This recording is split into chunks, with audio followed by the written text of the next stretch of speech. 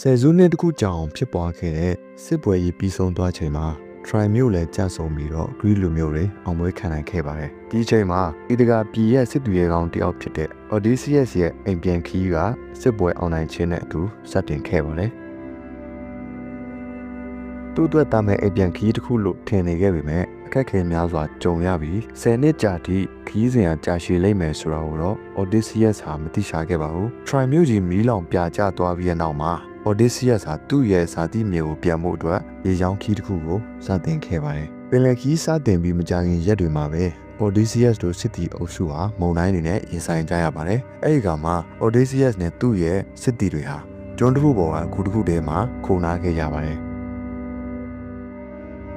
ဒါပေမဲ့အဲဒီကူကနတ်ဘုရားပိုဆိုင်းရွန်ရဲ့တားဖြစ်တဲ့ရစ်စစ်တလုံးနဲ့ရှိတဲ့ Cyclone Nebulu Polyphemus ရဲ့ကူဖြစ်နေခဲ့ပါတယ်။ Nebulu Polyphemus ဟာ Odysseus ရဲ့စစ်တီတွေကိုအလင်းငိုက်ဖမ်းပြီးအရှင်လက်စားဖို့ကြံစည်ခဲ့တဲ့အတွက် Odysseus ဟာဥပဒေတမင်တုံးပြီးတော့ Nebulu ကြီးကိုမူရအောင်လုပ်ခဲ့ပါတယ်။အဲဒီနောက်မှာသူ့ရဲ့မိတုံးနဲ့ Nebulu Polyphemus ရဲ့မျက်လုံးကိုထိုးဖောက်ခဲ့ပြီးတော့ညအမောင်ကိုအကာအကွယ်ယူပြီးသူတို့တွေထွက်ပြေးလွတ်မြောက်ခဲ့ကြပါတယ်။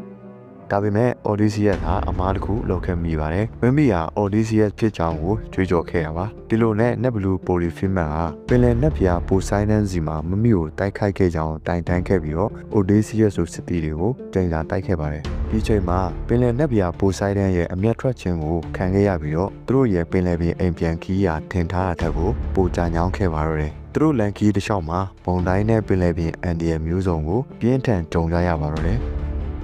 အဲ့လိုနဲ့ Odysseus တို့စစ်တီအုပ်စုဟာသူတို့ပြန်လဲထွက်ခွာလာပြီးမကြာခင်မှာမုန်တိုင်းကြောင့်ကျွန်းတစ်ခုကိုကက်ကြရပြန်ပါတယ်။ဒီကျွန်းဟာလည်းတာမန်ကျွန်းတစ်ခုမဟုတ်ပဲလူသားစားကြာမန်းတွေရှိတဲ့ကျွန်းဖြစ်နေပြန်ပါတယ်။သူတို့ကျွန်းပေါ်မှာလမ်းပြောင်းနေခဲ့ပြီးခါရမှုများစွာကိုစတင်ပြီးကြုံတွေ့ရပါတယ်။စစ်တီတချို့ဟာလည်းအိမ်ပြန်လူစိတ်ပျောက်သွားတဲ့အထိဖြစ်ခဲ့ပြီးတော့ကျွန်းပေါ်မှာပဲနေသွားခြင်းတဲ့စိတ်တွေအတီးတီးဖြစ်ပေါ်လာကြပါတယ်။ဒါပေမဲ့ Odysseus ဟာကြံ့ခံပြီးတော့သူ့စစ်တီတွေကိုရအောင်ခေထုတ်ခဲ့ပါတယ်။